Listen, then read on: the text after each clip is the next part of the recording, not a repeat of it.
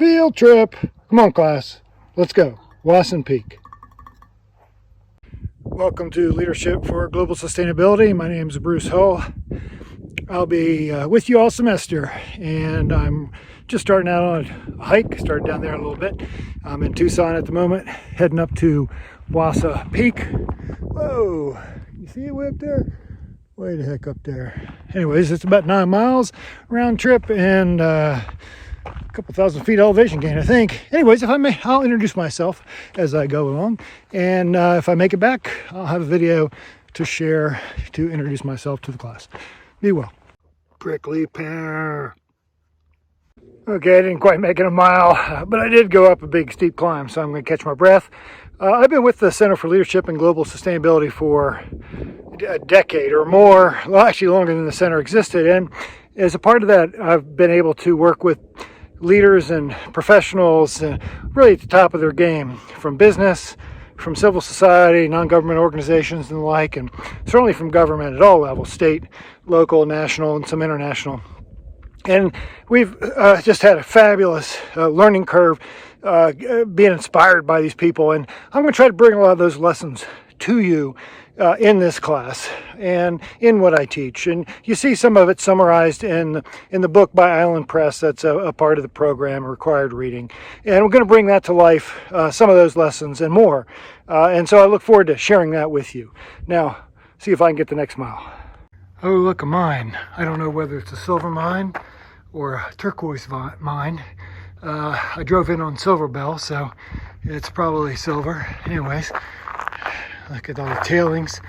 What would it take? What kind of economic conditions would it take for somebody to want to work up here on the edge of a hill with no water in the heat of the desert?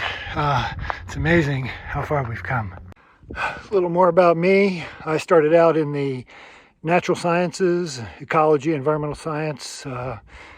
Did an undergraduate in that, and I just didn't feel like I had enough power to solve the challenges of sustainability.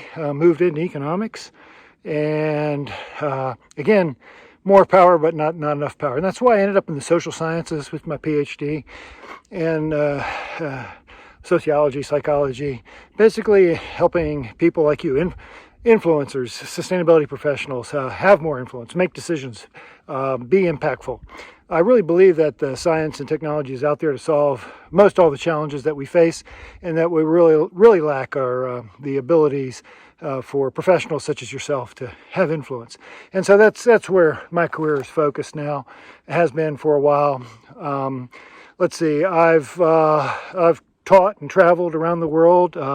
Lived in Australia for twice for 3 years or so, taught there. Actually worked in the planning program and worked with planning and architecture and landscape architecture professionals. Texas, lived and taught there for 3 years, mostly in Virginia. That's where I've spent most of my career.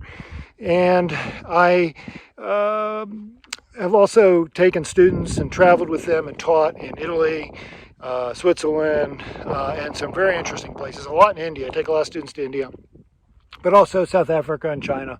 So I've seen a lot of professionals, a lot of places, a lot of sustainability challenges, and I'll try to bring those lessons to you. Personally, sort of best things in my life are my family, my wife Elizabeth.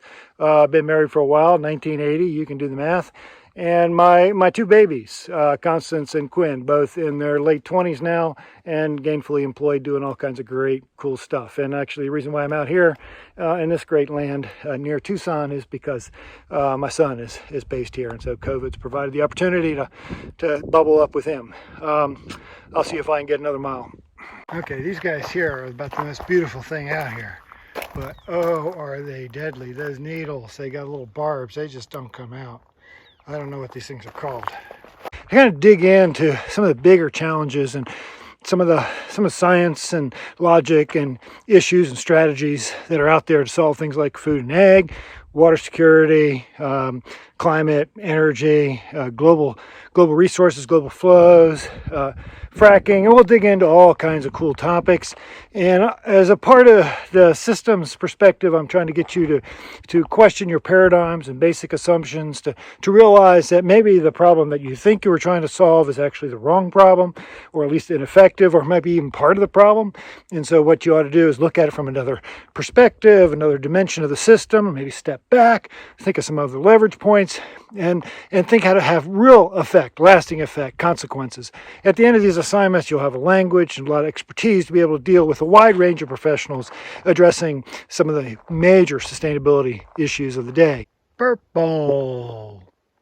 Okay, I just about made it to the top. A few people up there I'll show you in a minute, but this is my favorite spot.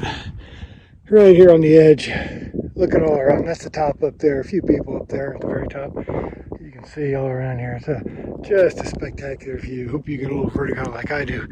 Look, I just want to say thank you for letting me be a part of your learning journey this semester. If you got any questions about the course, about life, about your career, please don't hesitate to ask. Be well, okay? And stay in touch. Feels good to get those shoes off. That's the end of the trip. You guys can go. But I'm going to include a few bonus tracks if you want to hang on. Bird, I don't know if you can see it, but it's below me.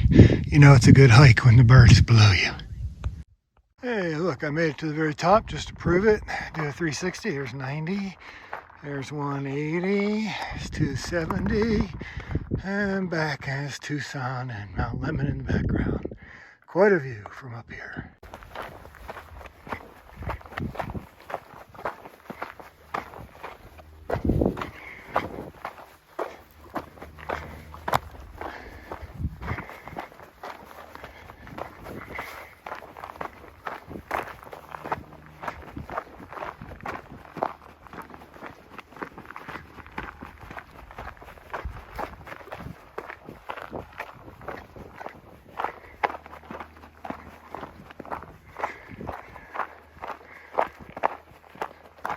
Go home. Don't you have anything else to do?